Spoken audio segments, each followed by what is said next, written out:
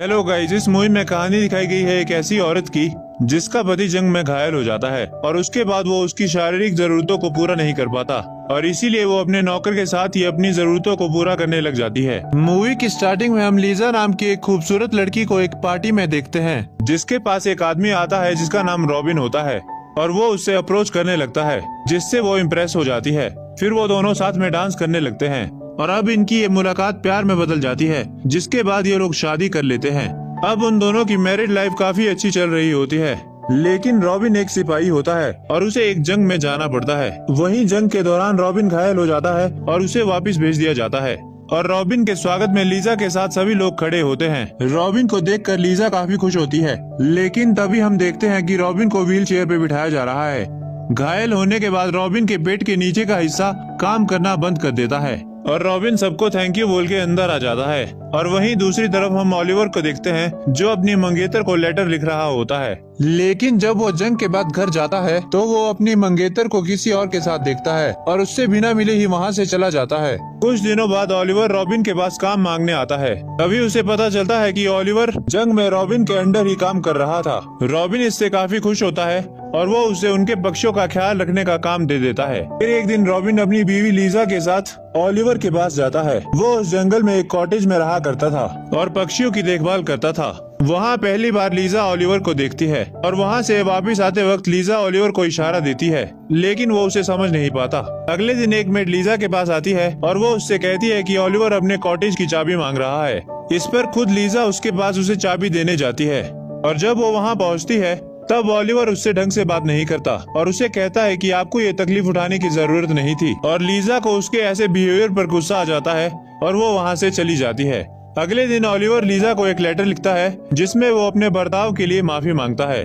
इसके बाद लीजा उससे दोबारा उसके कॉटेज मिलने जाती है जहाँ पे ओलिवर शर्ट उतारकर काम कर रहा होता है और लीजा उसे चुपके से देख रही होती है और जब वो उसके पास जाती है तब वो शर्ट पहन लेता है। तब लीजा वहाँ पे सीनरी देख रही होती है और ओलिवर को कहती है कि कल से मैं यहाँ पे रोज पेंटिंग करने आऊंगी। ओलिवर कहता है कि मैं ये जगह आपके लिए साफ कर दूंगा और यहाँ से मैं कहीं और चला जाऊंगा, लेकिन लीजा कहती है तुम्हें कहीं और जाने की जरूरत नहीं है, तुम मुझसे इतना भाग क्यों रहे हो। यहाँ लीजा ओलिवर से गुस्सा हो जाती है और वहाँ से जाने लगती है, लेकिन तभी बारिश आ जाती है और वो दोनों कॉटेज में अंदर आ जाते हैं जहाँ वो आग जलाकर खुद को गर्म करने लगते हैं। तभी ओलिवर लीजा से दूर चल जाता है क्योंकि वो लीजा के इरादे समझ चुका था। फिर लीजा ओलिवर से पूछती है कि तुम मुझसे दूर क्यों भाग रहे हो, तो ओलिवर कहता है कि मैं दूर नहीं भाग रहा बल्कि डरता हूँ कि अगर ये सब रॉबिन को पता चल गया तो क्या होगा। अब क्योंकि रॉबिन लीजा के साथ कुछ नहीं करता तो इसलिए वो वहाँ से चली जाती है। अब कुछ दिनों बाद लीजा जंगल में जाती है और वहाँ पे एक डायरी पढ़ने लगती है,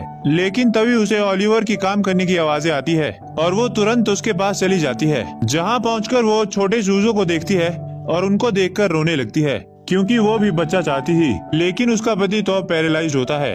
अब लीजा को रोते हुए देखकर ओलिवर उसके पास आता है और उसे गले लगा लेता है। अब ओलिवर भी लीजा को पसंद करने लगा था, इसलिए वो उसे अपने कॉटेज में ले जाता है जहाँ पे वो दोनों गपागप करते हैं। अब लीजा पूरा दिन ओलिवर के साथ रहने लगी थी और ओलिवर उसे रोज शाम होने से पहले घर छोड़ने जाया करता था और उसी रात बहुत तेज तूफान आता है और ओलिवर को लीजा की बहुत याद आ रही होती है, इसीलिए वो दारू पी लेता है और वहीं दूसरी तरफ लीजा की भी नींद खुल जाती है और वो भी ओलिवर को याद कर रही होती है। फिर वो खिड़की से ओलिवर के घर की रोशनी को देखती है और खुद को रोक नहीं पाती और उसके घर की ओर निकल जाती है और उसे जाते हुए उसके घर की एक मेड देख लेती है और फिर वो दोबारा घपाघप करते हैं।